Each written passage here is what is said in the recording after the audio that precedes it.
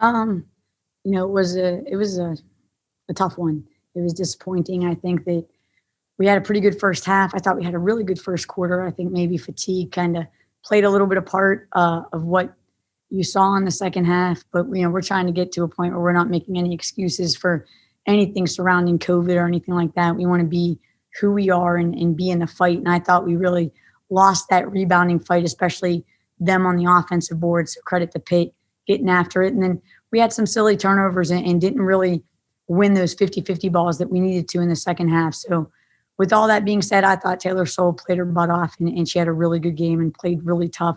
We just have to have a little bit more production from others. And it really started, I think, for me tonight on the defensive end and we were just stops. We weren't getting the stops we needed and we weren't getting the rebounds that we needed. So that's something that we're going to work on before we head to Miami. Thanks, Coach. We'll open up for questions. Just a reminder, please raise your digital hand. We'll call on you. We'll start things off with Bill.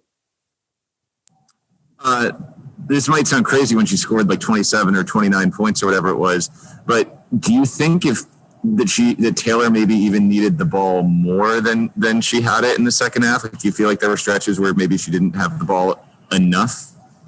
Yeah, I think that probably could be, but I also know that she was kind of dying a few times, like as far as just catching her win. Like, so, sometimes when a player is fatigued, you don't want to keep going, like trying to get that too much out of them. So sometimes giving her that little bit of break on the offensive end, we did here and there where we didn't call her number, but really did try to call her number as much as possible.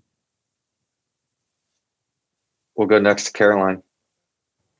Hi, Coach. Could you just talk a little bit about the what the Play for K game means to you and your players and the program in general? Yeah, that's something even we talked about before the game, is that there's so many people that have fought and won with the battle of breast cancer, and then the people that haven't won that battle. And that's what we're trying to play and represent and raise money and awareness for, is that, cancer sucks. And it's something that we want to make sure that as women, we do early interventions to make sure we catch it. And then also what we can do on the basketball court is make sure that we know we're going to play our hearts out and give everything we got for the people that can't really be here to watch us, like Claire Drosch in our program, who lost her battle. We'll go next to Dan. Coach, we could hear the frustration in Taylor's voice when she was talking about this one. For you as a coach to know that your team might be frustrated that this one got away down the stretch, what does that mean for you for them to channel the frustration into the next couple of games and to get right back to work and maybe take it out on the next opponent down the line? Yeah, I mean, that's what I told him in the locker room, is that this week we don't have time to dwell on anything. We have to learn from it, and that's one of the things that we constantly say. We're not going to ever be losers. We're going to be learners. We're going to take from what we did wrong in this game and adjust it and get better at it. And even sometimes when it just comes to individual toughness on the rebounding front and on the defensive end, and hopefully take that aggression out on Miami when we get to them. We'll go next to Bill. I know that the last month has been pretty frustrating overall for this group. So I know road trips are a little bit different here in this season, but at the same time, do you think like a change of scenery and having a trip and a chance to get on the road might be good for everyone's psyche here? Yeah, like you said, it is a little bit tougher now because you don't really get team meals together or anything like that. Everything is pretty isolated. So I don't know, because it's not like that. One of the things that are really you look forward to on the road is getting to be together and getting to have that time together. And because of COVID, you don't really have that. So, but we are looking forward to another chance at getting back on the basketball court and showing what we're made of. We'll go next to Eric.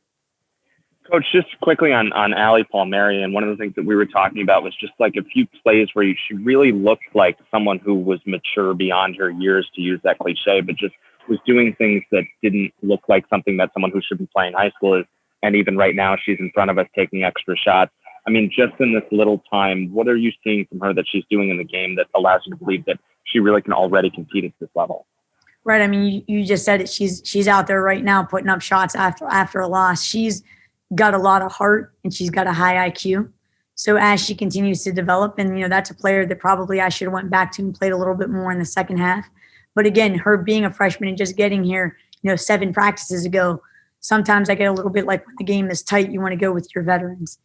But I do think that she had a really good first half, and because of me, she probably didn't get the opportunity she needed to in the second half to continue to show what she's made of. Coach, that looks like that's all our questions for tonight. Thank you very much for your time.